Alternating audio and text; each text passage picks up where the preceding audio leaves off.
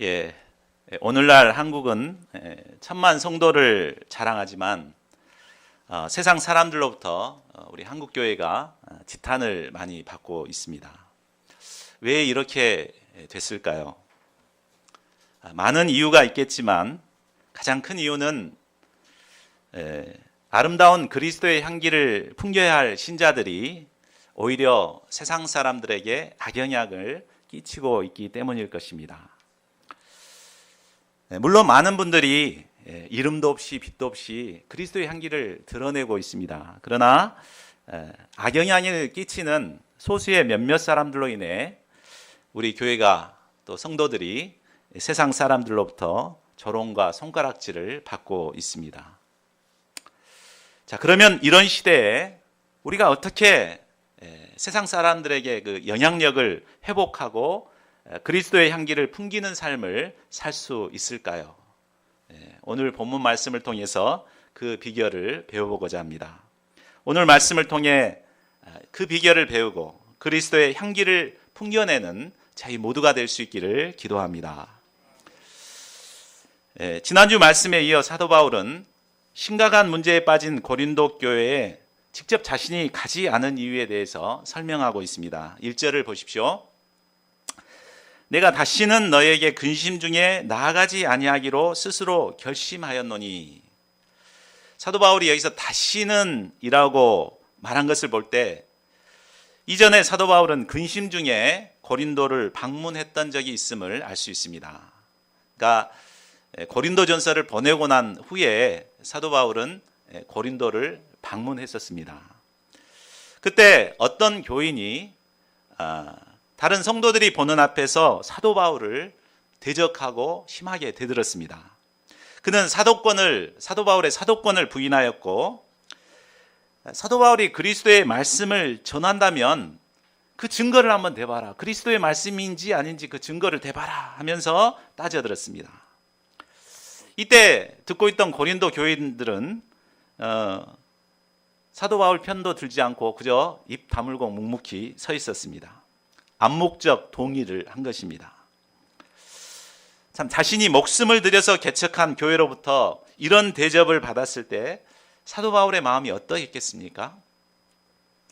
바울은 이런 그들을 강하게 책망하고 곧장 에베소로 돌아왔습니다. 바울은 이 일이 항상 마음에 걸려 있었습니다. 그래서 다시는 그때처럼 근심 중에 방문하지 않겠다라고 스스로 결심하게 된 것입니다. 만약에 바울이 또다시 많은 오해와 갈등이 있는 것을 알면서 그들을 만나서 감정적으로 대하고 부딪히게 되면 어떻게 되겠습니까? 아마 그 격한 감정 때문에 절제하지 못하고 서로 할 말 못할 말 막 이렇게 하다가 서로 상처를 주고 받게 될 것입니다. 그러면 영영 이제 그들과 회복할 산을 넘어서 이제 회복하기가 어렵게 되어버릴 것입니다. 이 때문에 사도 바울은 다시는 근심 중에 가지 않고자 결심하게 된 것입니다. 그러나 그렇다고 사도 바울이 가만히 문제가 있는 양들을 놔두고 가만히 나몰라라 하지는 않았습니다. 사도 바울을 근심하게 한 자들이 회개하고 회복하게 되어서 다시 바울의 기쁨이 되기를 바라는 마음으로 그는 눈물의 편지를 쓰게 됩니다. 4절을 보십시오. 내가 마음에 큰 눌림과 걱정이 있어 많은 눈물로 너에게 썼노니. 사도 바울이 쓴 이 눈물의 편지는 오늘날 그 기록이 남아있지 않습니다. 그래서 바울이 무슨 내용을 썼는지 정확하게 우리가 알 수는 없습니다. 어떤 내용을 썼을까요? 우리가 뒤에 내용을 보면 이는 너희로 근심하게 하려 한 것이 아니요 라고 한 것을 볼 때 아마 사도 바울은 고린도 교회 성도들의 죄를 낱낱이 지적하는 내용들로 썼을 것 같습니다. 그러나 그들의 죄를 지적한 것은 그들을 근심하게 하려는 것이 아니었다고 말합니다. 내가 너희를 향하여 넘치는 사랑이 있음을 알게 하려 함이라 라고 말합니다. 바로 사도 바울이 그들을 얼마나 사랑하고 있는지를 알게 하고자 그들의 문제를 지적하고 눈물로써 편지를 쓴 것입니다. 아마 사도 바울은 문제 많은 자식을 돕기 위해서 눈물로 참 자식을 책망하는 이런 어미의 마음으로 고린도 성도들에게 눈물의 편지를 썼던 것 같습니다. 이처럼 넘치는 사랑에 기초한 눈물의 책망이 문제에 빠진 사람들을 감동시키고 변화시킬 수 있습니다. 저는 오늘날 우리나라에 있어 가장 큰 문제 중에 하나는 바로 눈물의 훈육이 사라진 것이라고 생각합니다. 가정에서는 귀한 자식들 하나 둘만 낳아서 기르다 보니까 기가 죽을까 싶어서 문제가 있어도 전혀 지적하지 않습니다. 학교에서도 학생들은 선생들이 자신을 때리지 않을 것을 알기 때문에 선생들 말을 도무지 듣지 않습니다.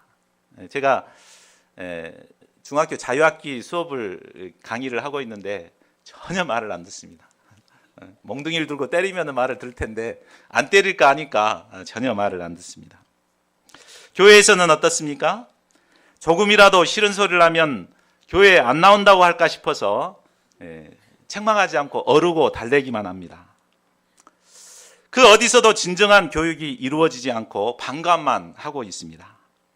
이런 현실을 보면 장차 이 나라가 어떻게 될지 암담하기만 합니다. 자, 이런 시대에 우리가 정말 회복해야 할 것이 무엇일까요?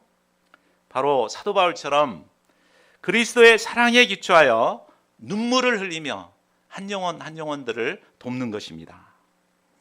문제 많은 양들을 넘치는 사랑으로 눈물을 흘리며 돕는 것입니다. 목자가 이처럼 눈물의 헌신과 훈계로 양들을 섬길 때 양들은 하나님 앞에서 진실되게 회개하고 하나님의 사람들로 변화받을 것입니다. 저희 모두가 사도 바울처럼 양들의 문제를 눈물로 돕는 눈물의 목자들이 될 수 있기를 기도합니다. 자, 그렇다면 사도 바울이 어떻게 양들을 위해 이렇게 눈물을 흘리는 이런 목자가 될 수 있었을까요? 회심하기 전 사도 바울은 피도 눈물도 없는 사람이었습니다. 아주 무자비하고 교만한 잔인한 사람이었습니다. 그는 스데반을 돌로 쳐 죽일 때도 눈 하나 깜짝하지 않았습니다. 이런 그가 담에색 도상에서 부활하신 예수님을 만났을 때 그는 변하여 새 사람이 되었습니다. 그리고 이제는 겸손과 눈물로 하나님의 양무리를 섬기는 사랑의 목자가 될 수 있었습니다. 이는 그가 마음으로부터 예수님을 배우고 본받는 자가 되었기 때문입니다. 우리가 복음서를 살펴보면 예수님께서는 양들을 돕기 위해서 눈물로 양들을 섬기는 부분이 많이 나옵니다. 우리 주 예수님은 목자 없는 양과 같이 유리방황하는 양들을 보실 때 불쌍히 여기시고 여러 가지로 그들을 말씀으로 도와주셨습니다. 또 사망 권세 아래 짓눌려 슬피 우는 자들을 보시고 불쌍히 여기사 눈물을 흘리며 우셨습니다. 또한 메시아를 배척함으로 장차 무서운 심판을 받게 될 예루살렘 성을 바라보시고 눈물을 흘리셨습니다. 십자가 앞에 두고 겟세마네 동산에서 기도하실 때도 눈물로 기도하셨습니다. 히브리서 기자는 5장 7절에서 예수님에 대해 이렇게 말하고 있습니다. 그는 육체에 계실 때 자기를 죽음에서 능히 구원하실 이에게 심한 통곡과 눈물로 간구와 소원을 올렸고, 그러니까 예수님은 양들을 돕기 위해서 심한 통곡과 눈물로 양들을 섬기셨습니다. 사도 바울이 이 예수님을 깊이 배웠을 때 그는 완악한 사울이 사도 바울로, 눈물의 목자 사도 바울로 변화될 수가 있었습니다. 자, 눈물샘이 말라버린 우리가 어떻게 눈물의 목자가 될 수 있을까요? 바로 이 예수님을 깊이 배울 때 가능합니다. 예수님께서 양들을 돕기 위해서 얼마나 눈물을 흘리시고 나를 섬기기 위해서 눈물을 흘리셨는가, 이것을 깊이 영접할 때 우리도 양들의 문제를 안고 눈물로 기도할 수 있습니다. 저희 모두가 예수님의 눈물을 깊이 배우는 가운데 이 시대에 문제 많은 양들을 눈물로 돕는 목자들이 될 수 있기를 기도합니다. 자, 그러면 사도 바울의 눈물의 편지를 받은 고린도 성도들은 어떻게 했습니까? 자, 5절을 보십시오. 바울은 먼저 그를 근심하게 한 자의 문제가 얼마나 심각한가에 대해서 말하고 있습니다. 근심하게 한 자는 사도 바울만 근심하게 한 것이 아니라 바로 고린도 성도들 모두를 근심하게 하였다고 말합니다. 교회 지도자인 사도 바울을 근심하게 한 것은 사도 바울 개인의 문제만이 결코 아니었습니다. 그것은 바로 교회 전체를 근심하게 하는 심각한 문제였습니다. 아마 고린도 교인들이 사도 바울이 방문했을 때 대적자가 막 대적하는데도 그냥 방관했던 것은 그 문제가 바로 사도 바울의 개인 문제라고 생각했기 때문에 아마 개입하지 않았을 것입니다. 그러나 사도 바울을 근심케 한 문제는 비단 사도 바울 개인의 문제만은 아닙니다. 만일 고린도 교회를 개척한 개척자요, 그 단임 목회자가 되는 이 사도 바울을 대적자들이 비방하고 근심하게 하게 되면, 그래서 그 권위가 땅에 떨어지게 되면 어떻게 됩니까? 그동안 사도 바울이 그들에게 가르쳤던 복음의 말씀의 권위도 흔들리게 되는 것입니다. 그렇게 되면 고린도 교회를 세웠던 그 기초가 뿌리채 흔들리는 아주 심각한 문제가 되어버립니다. 그러므로 고린도 교회는 이 문제를 사도 바울의 문제다, 사도 바울만의 문제다 이렇게 치부해서는 결코 안 됩니다. 모든 교회 공동체의 문제로 보고 그것을 다루어야 하는 것입니다.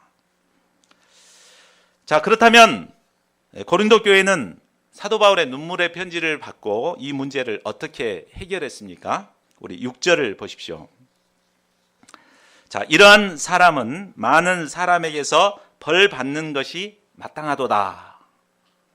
자, 여기서 벌 받는 것이 마땅하다라는 말이 완료형으로 쓰여 있습니다. 그러니까 이 말은 이미 고린도 교회 성도들이 사도 바울의 눈물의 편지를 듣고 회개하고 이제 사도 바울을 근심하게 했던 자를 교회에서 공중이 모인 곳에서 분명하게 책망하고 그를 꾸짖고 그래서 그에게 벌을 주었음을 말하고 있습니다.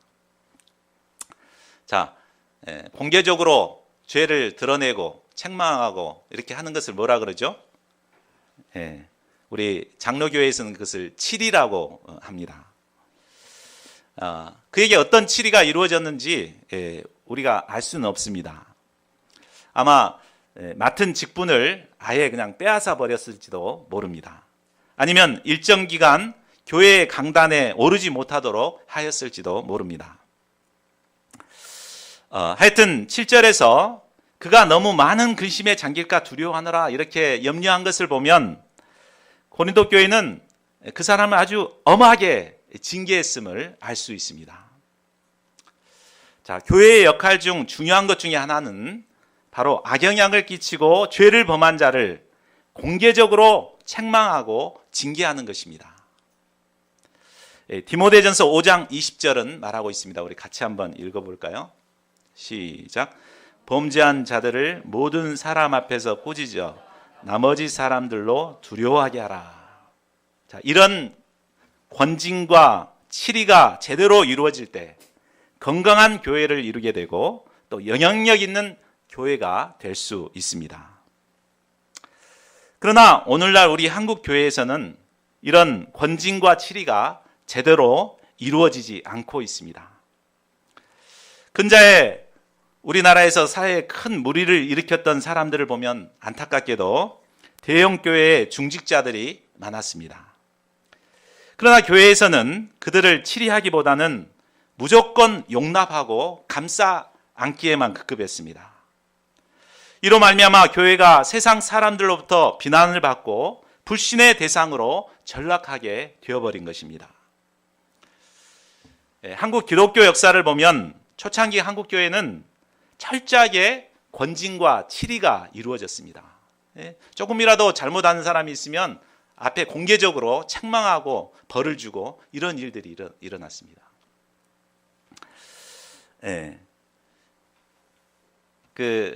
그랬기 때문에 그 영향력 있는 교회로 설 수가 있었습니다. 그래서 초창기 우리의 한국 교회는 불과 기독교인 수가 몇 프로 안 됐습니다. 그런데도 실제로 이렇게 보면 우리가 독립선언문에 보면은 30% 이상이 우리 크리스찬들이었잖아요.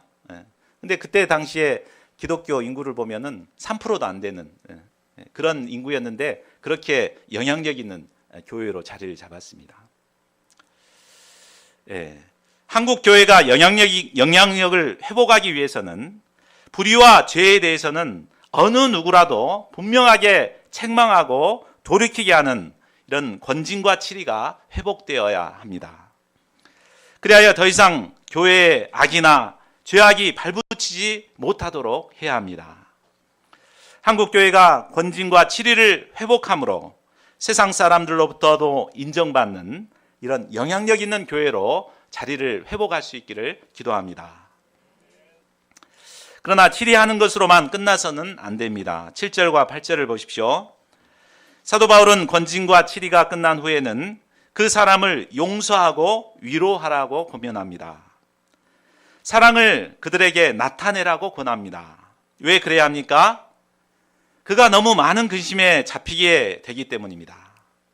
사람이 너무 많은 근심에 사로잡히게 되면 결국 사탄의 꼬투리가 되어서 그것을 사탄이 그 사람을 역사하기 쉽기 때문입니다. 자, 11절을 보십시오. 사도 바울은 우리가 권징과 치리가 끝난 사람을 용서하고 위로하고 사랑해야 하는 절대적인 이유를 말하고 있습니다. 자, 11절 말씀도 한번 같이 읽어보겠습니다. 시작. 이는 우리로 사탄에게 속지 않게 하려 함이라. 우리는 그 계책을 알지 못하는 바가 아니로라. 사탄의 계책이 무엇입니까? 그것은 예수 그리스도의 피값으로 세운 교회를 무너뜨리는 것입니다. 이 때문에 교회 공동체로부터 마음의 상처를 받은 사람에게 다가가서 친구처럼 그에게 속삭입니다. 참, 예수님은 원수까지도 사랑하라 그랬는데 잘못 좀 했다고 이렇게까지 할 수 있는가? 자기들은 뭐 문제가 없는가? 뭐 이렇게 불평하게 하고 합니다. 자, 이처럼 친구처럼 속삭이는 사탄의 속임수에 넘어가게 되면 결국은 그는 사탄에게 쓰임받아서 교회의 분열을 조장하고 분란을 일으키는 사탄의 종이 되어버릴 것입니다. 그러므로 우리는 그렇게 되지 않도록 하기 위해서라도 징계한 자를 용서하고 위로하고 사랑으로 감싸 안아야 합니다. 자, 이제 사도 바울은 고린도 교회의 문제를 돕기 위해 그가 얼마나 절치부심했는가를 설명하고 있습니다. 12, 13절을 보십시오. 사도 바울은 눈물의 편지를 써서 형제 디도에게 맡겨 고린도로 보냅니다. 디도는 사도 바울이 그레데 섬의 책임 목회자로 세울 정도로 충성스러운 믿는 동역자였습니다. 드로아는 소아시아에서 마게도냐 지역으로 항해하는 그 항구가 있는 항구 도시입니다. 사도 바울은 이곳에서 디도를 만나기로 했습니다. 그러니까 고린도에 눈물의 편지를 보내고 나서 그 결과를 그곳에서 받기로 한 것입니다. 그런데 무슨 이유에서인지 모르지만 약속한 시간에 디도는 오지 않았습니다. 12절 하반절을 보면 이때 때마침 드로아의 복음의 문이 열리게 되었다고 했습니다. 한번 지도를 펼쳐보시겠어요? 자, 보면은 여기가 이제 소아시아 지방의 드로아에서 이제 고린도로부터 배편으로 오면은 여기서 만나기로 한 것 같아요. 근데 아마 풍랑이 일었는지 어쨌는지 이제 안 왔습니다. 그리고 특히 이제 드로아 지방은 사도 바울이 그 2차 전도여행 때 그곳을 개척하려고 아주 심혈을 기울였던 장소였습니다. 근데 성령께서 그것을 막아가지고 개척을 못했습니다. 그리고 대신에 마게도냐의 환상을 보게 되죠. 마게도냐로 와서 우리를 도우라. 그래서 방향을 틀어서 이제 마게도냐를 개척을 하게 됐는데, 어느새 이제 하나님께서 이 드로아의 복음의 문을 열어주신 것입니다. 자, 아마 저 같았으면 하나님께서 나를 위로하시기 위해서 이 복음의 문을 열으셨구나 생각하고 고린도 성도들의 생각은 다 잊어버리고 이 개척에, 드로아 개척에 마음을 쏟았을 것 같습니다. 그러나 바울은 고린도 교회를 생각할 때 심령이 편하지 못했습니다. 일이 손에 잡히지 않았습니다. 걱정과 근심으로 밥맛도 없고 잠도 오지 않았습니다. 과연 그들이 어떻게 했을까? 회개를 했을까? 이런 걱정 때문에 잠도 못 이루었습니다. 결국 사도 바울은 드로아인들과 작별하고 고린도 교회와 가까운 마게도냐로 이제 넘어가서 디도를 기다리게 됩니다. 자, 굉장히 사도 바울이 이제 절망 가운데 있었습니다. 디도는 오지 않고 이런 절망적인 상황에서 어떻게 했는가? 그러나 그런 절망적인 상황에서도 사도 바울은 이 다음에 보면 이제 감사의 찬송을 드리고 있습니다. 우리 14절을 보시고 한번 같이 읽어보겠습니다. 자, 시작. 항상 우리를 그리스도 안에서 이기게 하시고 우리로 말미암아 각처에서 그리스도를 아는 냄새를 나타내시는 하나님께 감사하노라. 헬라어 원문 성경을 보면 감사하노라, 하나님께 감사하노라라는 말이 맨 앞에 나오고 있습니다. 사도 바울은 지금 상황이 굉장히 절망적인 상황이었지만 하나님을 생각할 때 감사가 되었습니다. 그의 감사 제목은 첫째로 하나님께서는 항상 우리를 그리스도 안에서 이기게 하시는 하나님이심을 영접했기 때문에 감사할 수 있었습니다. 또한 둘째로 하나님은 우리로 말미암아 각처에서 그리스도의 냄새를 나타내게 하시는 하나님이심을 감사하고 있습니다.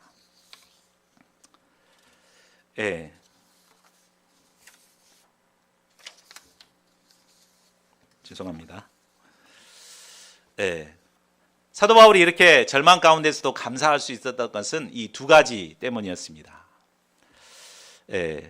자, 넘겨주시죠. 우리가 절망적인 상황에서도 감사할 수 있는 이유를 우리가 배울 수 있습니다. 우리는 항상 상황이 어렵고 절망적인 상황에 처할 때가 많은데 우리가 절망적인 상황에서도 어떻게 찬양하고 감사할 수 있는가, 그 비결을 이 말씀을 통해서 배울 수 있는 것 같습니다. 그 첫째는 하나님께서는 그리스도 안에서 항상 이기게 하시는 분임을 믿을 때 우리가 감사할 수 있습니다. 사람들은 현재 자신이 처해 있는 상황에 기초해서 상황을 판단합니다. 그래서 상황이 좋고 문제가 잘 풀려나가면 아이고 할렐루야 하면서 기뻐합니다. 반면에 상황이 좋지 않고 어려움이 생기면 깊은 절망과 패배의식에 사로잡혀 자신의 신세를 한탄합니다. 그런데 우리가 살다 보면 내가 원하는 대로 일이 술술 잘 풀릴 때가 많습니까? 안 풀릴 때가 많습니까? 안 풀릴 때가 더 많죠. 그래서 대부분 원망과 불평과 한탄을 하며 지낼 때가 많습니다. 자, 그렇다면 우리가 느끼는 이런 깊은 절망과 패배의식, 원망 이런 것들이 어디에서 온 것일까요? 우리가 느끼는 이런 절망감을 깊이 이게 들어가 보면 깊은 속에는 바로 죄와 사망 권세가 있는 것을 알 수가 있습니다. 처음 하나님께서 인간을 창조하셨을 때는 인간이 패배의식이나 절망을 느끼는 이런 이게 전혀 없었습니다. 하나님께서 인간을 창조하실 때 정복하고 다스리는 존재로 우리를 지으셨습니다. 그러나 인간이 죄를 범함으로 말미암아 죄가 들어오고 사망이 들어오고 그 이후로부터 이제 무능하게 되고 결국은 이 죄와 사망 권세에 놓이게 되었습니다. 그래서 죄와 사망 권세에 놓여 있는 우리는 조금만 어려움이 닥치면 이 죄의 권세, 사망 권세에 눌려 패배의식, 원망, 불평에 사로잡히게 되는 것입니다. 그러나 하나님께서는 이런 우리를 불쌍히 여기시고 그리스도 예수님을 이 땅에 보내주셨습니다. 그리스도 예수님께서 이 땅에 오심으로 말미암아 예수님께서 우리의 근본 문제인 이 죄와 죽음의 문제를 해결해 주셨습니다. 그리고 연약한 우리는 이 예수 그리스도로 말미암아 이제 죄와 죽음의 문제를 이기고 승리의 삶을 살 수 있게 되었습니다. 예수님은 요한복음 16장 33절에서 말씀하십니다. 세상에서는 너희가 환난을 당하나 담대하라, 내가 세상을 이기었노라. 사도 요한은 요한일서 5장 4, 5절에서 이렇게 외칩니다. 무릇 하나님께로부터 난 자마다 세상을 이기느니라. 세상을 이기는 승리는 이것이니 우리의 믿음이니라. 예수께서 하나님의 아들이심을 믿는 자가 아니면 세상을 이기는 자가 누구냐? 십자가를 통해 우리의 죄 문제를 해결하시고 장사 지낸 바 되었다가 사흘 만에 부활하셔서 사망 권세를 파하신 예수님만이 우리에게 승리를 주실 수 있습니다. 우리는 인생을 살면서 부분적으로는 패배할 수 있습니다. 그러나 하나님 안에서는 패배가 있을 수 없습니다. 우리는 패배할지라도 하나님은 그 패배를 승리로 바꾸셔서 궁극적으로 승리의 인생을 살게 하십니다. 사도 바울은 이 하나님을 바라봤기 때문에 절망적인 상황에서도 이 하나님께 감사할 수가 있었습니다. 우리가 이 하나님을 믿을 때 절망 가운데에서도 하나님께 감사하며 찬양할 수 있습니다. 둘째로 하나님께서는 우리로 각처에서 그리스도를 아는 냄새를 나타내게 하시는 하나님이십니다. 여기서 그리스도를 아는 냄새란 말은 원문을 보면 그리스도를 아는 지식의 향기라고 되어 있습니다. 사람들은 누구나 자신이 알고 있는 지식을 은연중에 풍기게 되어 있습니다. 주로 어떻게 풍기게 됩니까? 자신의 말로, 행동을 통해서, 삶의 행동을 통해서 자신이 아는 지식을 드러내게 되는 것입니다. 그것이 바로 그 사람에게서 나오는 향기라고 말할 수 있습니다. 물질의 시대를 살아가는 오늘날 많은 사람들은 돈 냄새를 굉장히 좋아합니다. 그래서 돈 벌 일이 있다면 아낌없이 그 사람을 만나고자 하고 투자를 합니다. 이것을 잘 알았던 투자의 귀재인 워렌 버핏이 있습니다. 우리 화면에 나오는데 이 워렌 버핏은 2000년부터 매년 6월이면 부자가 되고 싶은 사람을 초청해서 점심 식사를 제공하는 이 경매를 세웠습니다. 그래서 매년마다 이제 경매가 이루어지는데 보통 얼마에 낙찰된지 아십니까? 보통 평균 20억에 낙찰이 됩니다. 20억. 그리고 2012년도에는 최고가였는데 바로 40억에 낙찰이 되었습니다. 식사하는 시간이 몇 시간이나 되겠습니까? 한 3시간 남짓 되는데 그 시간 동안 만나서 어떻게 하면 돈을 잘 벌 수 있는가 이런 거 이 얘기하는데 3시간 만나서 이 얘기하는데 40억을 투자를 하는 것입니다. 그런데 우리는 돈 버는 투자와는 비교할 수가 없는 바로 구원과 영생을 얻을 수 있는 바로 그리스도의 지식을 소유한 자들입니다. 돈 버는데 그렇게 투자한다면 우리가 구원과 영생을 지식을 있는 우리에게는 정말 투자하면서 와서 배워야 할 것 같습니다. 하나님께서는 과거 죄악의 냄새나 풍기던 우리를 구원하시고 가장 고귀한 그리스도를 아는 지식의 향기를 풍기는 자들로 삼아주셨습니다.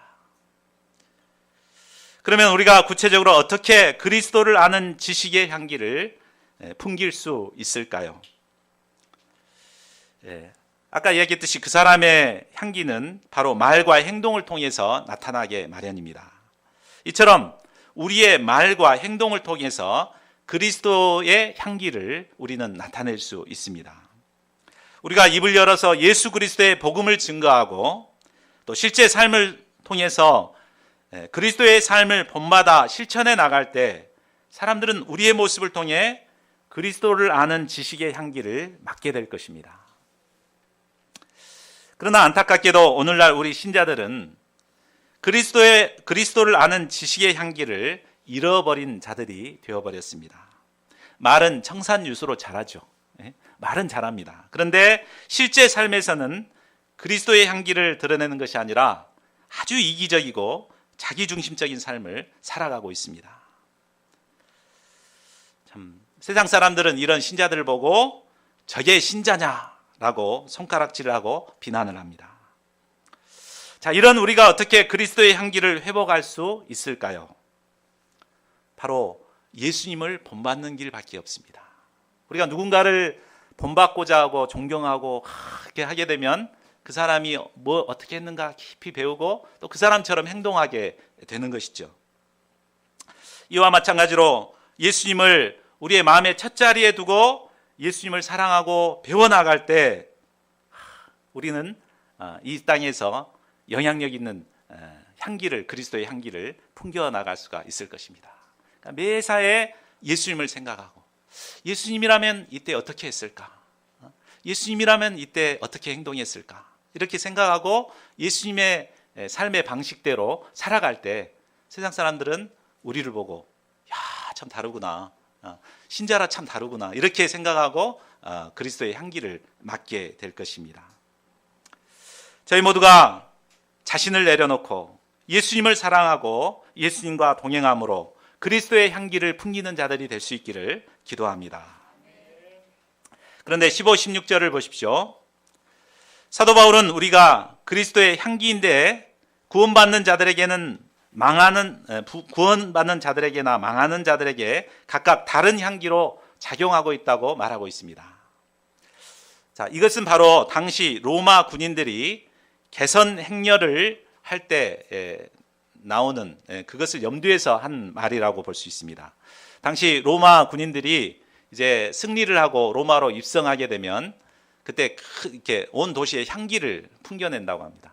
그래서 자신을 승리하게 해준 신에게 감사하는 의미로 이제 향기를 풍기는데 이것은 이제 승리자들에게 있어서는 생명의 향기가 되지만 이제 패배해가지고 포로로 잡혀온 자들에게는 어떻게 되겠습니까? 결국 그들은 이제 와서 처형을 당해야 되기 때문에 사망에 이르는 냄새가 된다는 것입니다.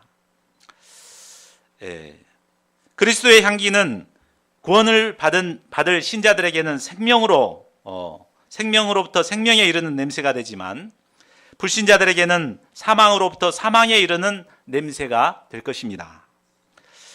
우리 믿는 자들의 증거나 삶의 모습을 통해서 그리스도의 향기를 맡고서도 복음을 영접하지 않는 자들은 결국 감당할 수 없는 심판을 받게 될 것이라는 말입니다. 자, 결론을 맺겠습니다. 하나님께서는 과거 죄의 악취를 풍기던 우리를 예수님의 십자가의 은혜로 구원하사 그리스도의 향기로 삼으셨습니다. 우리는 우리의 말을 통해서 또 우리의 삶을 통해서 그리스도의 향기를 드러내야 할 사명을 가진 자들입니다. 오늘날 영향력을 잃어버린 우리 한국교회가 어떻게 영향력을 회복하고 그리스도의 향기를 풍겨낼 수 있습니까? 우리가 오늘 말씀을 통해서 쭉 배웠죠? 우리가 정리를 한번 해보겠습니다. 우리가 어떻게 그리스도의 향기를 회복할 수 있습니까? 첫째로는 사도 바울처럼 교회의 문제, 양들의 문제를 눈물로 돕는 그런 목자가 되는 것입니다. 둘째로는 교회에 죄가 들어왔을 때 그것을 방관하지 않고 분명한 책망과 권징으로 다스려야 합니다. 셋째로 권징한 후에는 어떤 죄인이라도 용서와 위로와 사랑으로 품어 주어야 합니다. 무엇보다 가장 중요한 것은 어떤 절망적인 상황에서도 우리가 그리스도의 향기를 풍기는 것일 것입니다. 이때 한국 교회와 우리 신자들은 이 시대의 영향력을 회복할 수 있을 것입니다. 저희 모두가 실제 삶 속에서 그리스도의 향기를 드러내므로 하나님께 귀하게 쓰임받는 영향력 있는 자들이 될 수 있기를 기도합니다. 이 시간 요절 말씀 읽고 기도하는 시간 갖겠습니다. 고린도후서 2장 14절 시작. 항상 우리를 그리스도 안에서 이기게 하시고 우리로 말미암아 각처에서 그리스도를 아는 냄새를 나타내게 하시는 하나님께 감사하노라.